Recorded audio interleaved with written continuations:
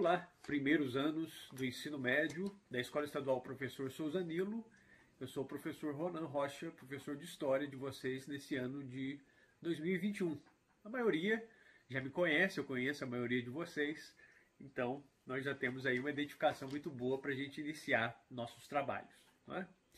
Bom, na apostila 1 da semana 1 de primeiro ano, nós temos a Proclamação da República Brasileira. Proclamação da República. Ano passado, no nono ano, eu tinha o nono ano C, nós chegamos a trabalhar um pouco sobre a Proclamação da República no início do ano letivo de 2020. Então, alguns pontos, os alunos do nono ano C já devem ter alguma familiaridade com esses temas. Essa República Brasileira ela veio derrubando a monarquia. Então nós tínhamos um sistema de governo que era a monarquia, Dom Pedro II, não é? E um golpe militar dado pelo exército acabou derrubando Dom Pedro II, mas quem estava por trás, a grande força por trás dessa derrubada da monarquia, era o grupo dos cafeicultores, sobretudo de São Paulo, que eram o grupo econômico mais poderoso do Brasil na época, e uma série de questões que levaram à articulação desses cafeicultores com outros grupos, com camadas médias urbanas, e levaram ao enfraquecimento dessa estrutura da monarquia, e em 1889, dia 15 de novembro, uma articulação por meio do exército brasileiro e a derrubada dessa forma de governo.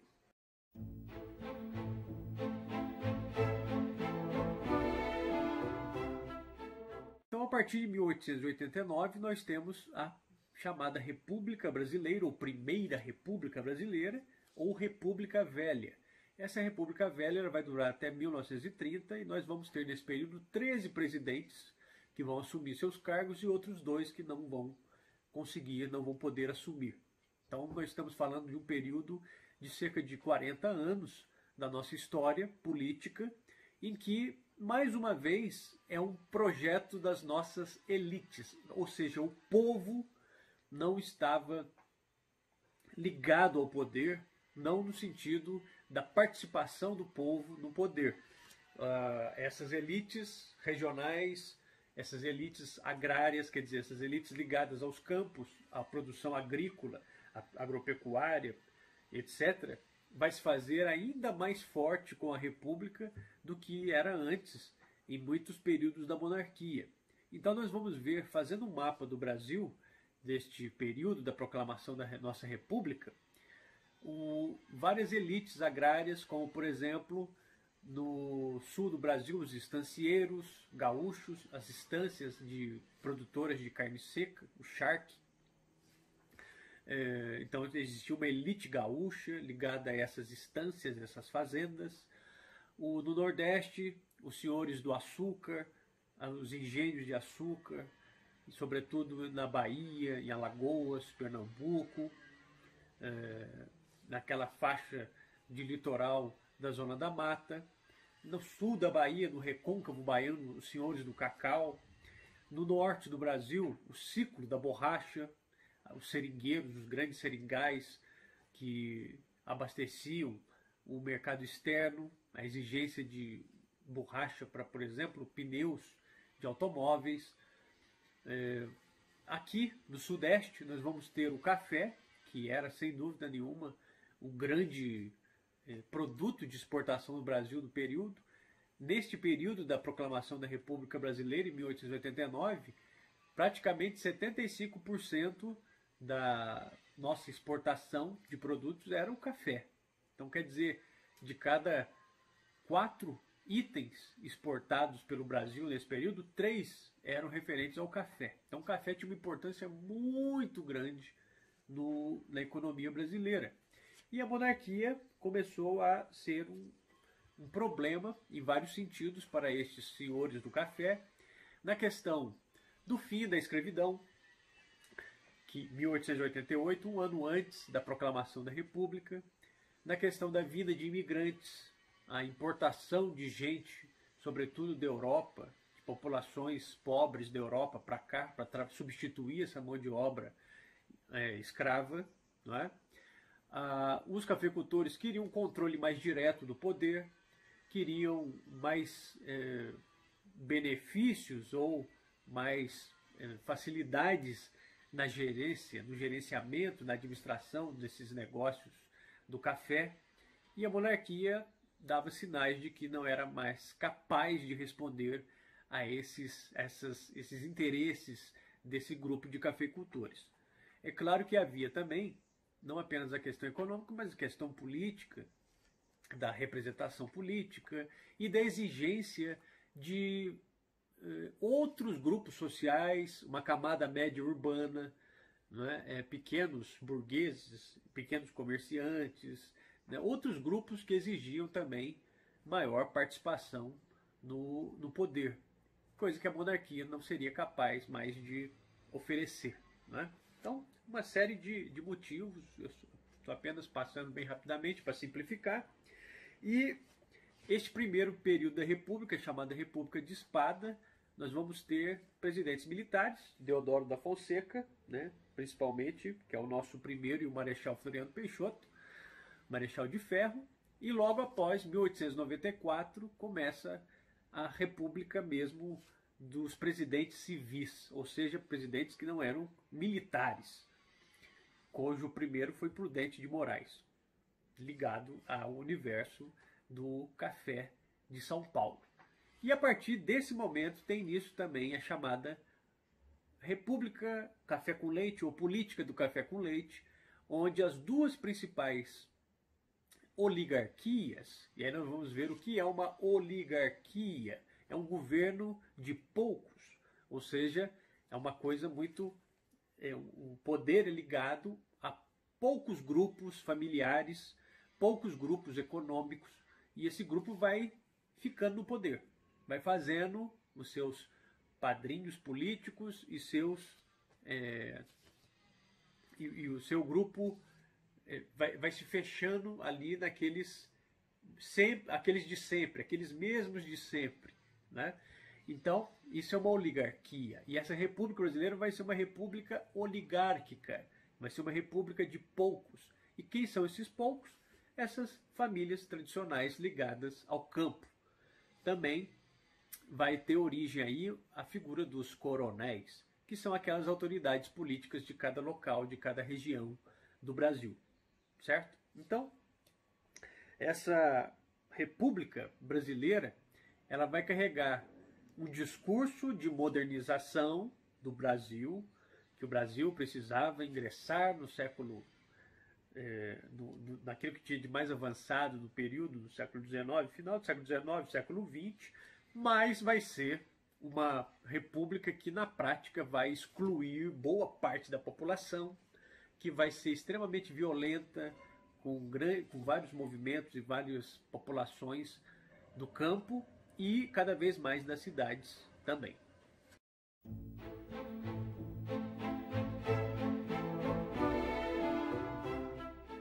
As características dessa República Velha, como essa relação era uma relação da população com as oligarquias, essas oligarquias se valiam de certos mecanismos de fachada para dar uma ideia de que tudo estava ocorrendo dentro da lei, tudo estava dentro da legalidade. E essas práticas incluíam o clientelismo, ou seja, a relação de cliente, político e cliente, ou seja, a população não era considerada cidadã, mas um cliente do político.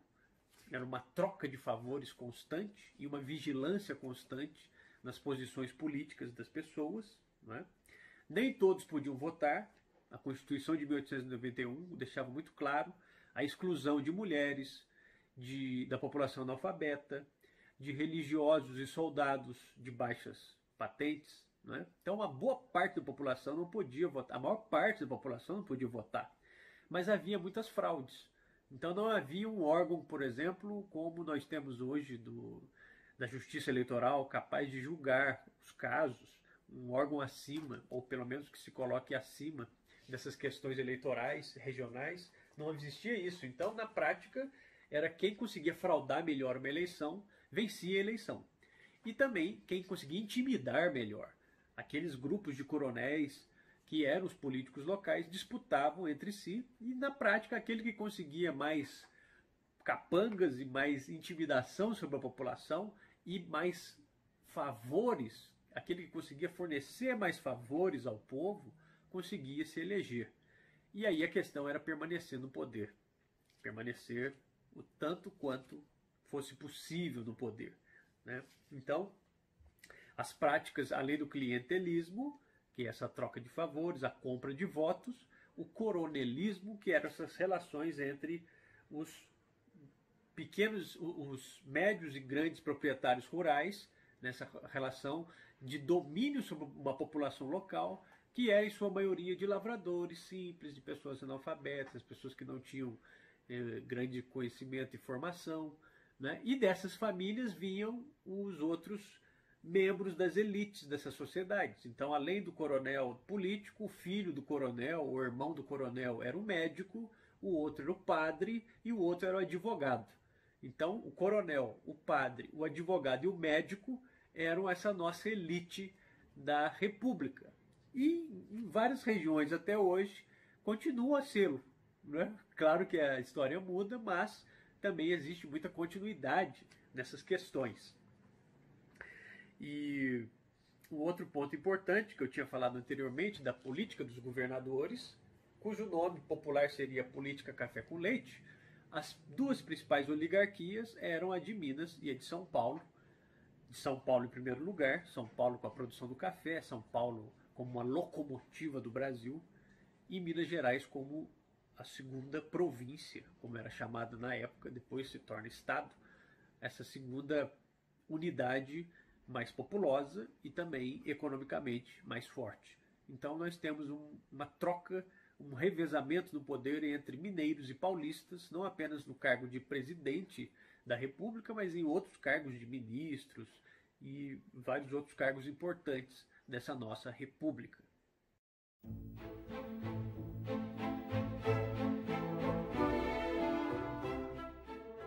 E quando essa população do campo e essa população mais pobre das cidades, principalmente Rio e São Paulo, né? Esse é o momento em que São Paulo começa a superar o Rio de Janeiro. O Rio de Janeiro é a nossa capital nesse momento.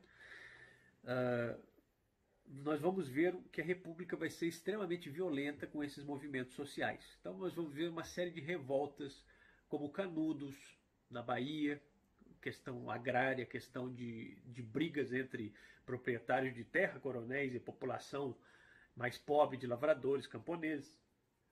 Nós vamos ter o contestado em Santa Catarina, Paraná, quando chega ao Brasil grandes empresas, por exemplo, uma empresa de ferrovias que vai cortar ali uma ferrovia naquele território, vai expulsar a população vai se revoltar e a República, em vez de garantir os direitos do povo como um governo do povo, para o povo, a República vai mandar a sua guarda e as suas tropas e vai ser uma matança e uma violência extremas.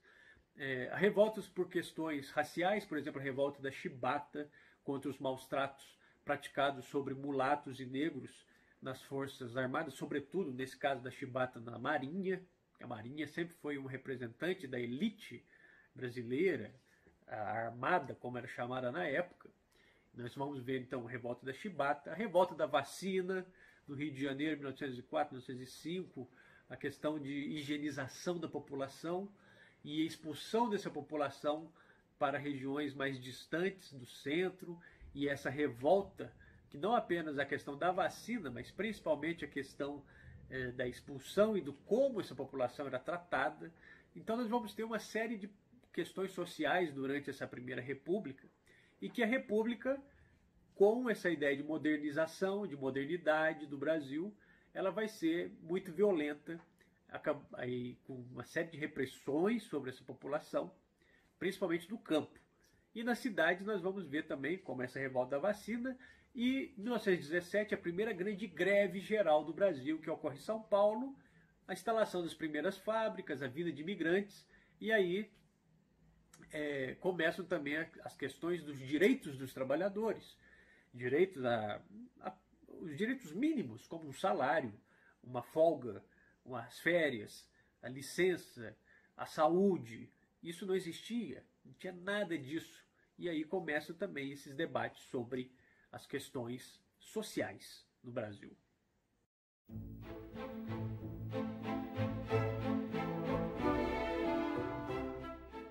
Reforçando mais uma vez essas práticas do coronelismo, do clientelismo, o curral eleitoral e o voto de cabresto. Então você mantém um grupo de eleitores permanente por meio de favores, de presentes, de empregos. Você oferece a eles condições mínimas de vida e eles vão eleger você para sempre, né? Então é uma troca que acontece ali e essa relação é o chamado curral eleitoral. E o voto, como era um voto aberto e um voto censitário, quer dizer, um voto controlado, nem todos podiam votar, então você tinha listas, uma parte menor da população, você poderia saber em quem a pessoa votou e com isso você poderia fazer chantagens, ameaças e intimidações. E aí é o chamado voto de cabresto.